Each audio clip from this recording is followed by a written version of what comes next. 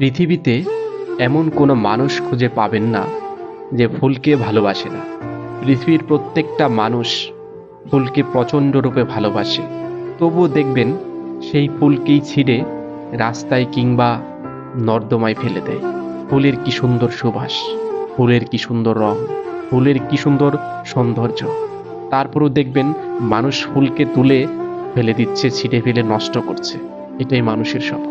ফুলের এত সুবাস, এত গন্ধ, এত সৌন্দর্য থাকার পরেও যদি মানুষ তার সাথে পাষাণ্ড বিহেভ করতে পারে, আপনি আমার সাথে করবে না, এটার কোনো নিশ্চয়তা নেই। একদম ভাবতে পারেন এখন ফুলের এত গুণ থাকার পরেও ফুলকে মানুষ যেহেতু পদদলিত করে, তাহলে আপনাকে একবার কি করবে? তাই কি আপনাকে ভালোবাসলো কি বাসলো না এটা দেখার প্রয়োজন নেই। আপনার নিজ উদ্যোগে, নিজ প্রেরণায়, নিজ ভালোবাসায় আপনি সৎ কাজ করে যান। কে কি বলল পিছন ফিরে তাকানোর প্রয়োজন নেই। একবার ঠান্ডা মাথায় চিন্তা করে দেখুন, ফুলের এতগুলো গুণ থাকার পরও মানুষ যদি তাকে ছিঁড়ে ফেলতে পারে, তাহলে আপনাকে কেন ছিঁড়বে না, আমাকে কেন ছিঁড়ে খাবে না? এটাই সত্যি, এটাই বাস্তব। যে যেটাই বলুন, আপনার মতো আপনাকে চলতে হবে, সৎ পথে চলতে হবে। কে কি বলল এটা দেখে শুনে পিছনে তাকানোর সময় নেই।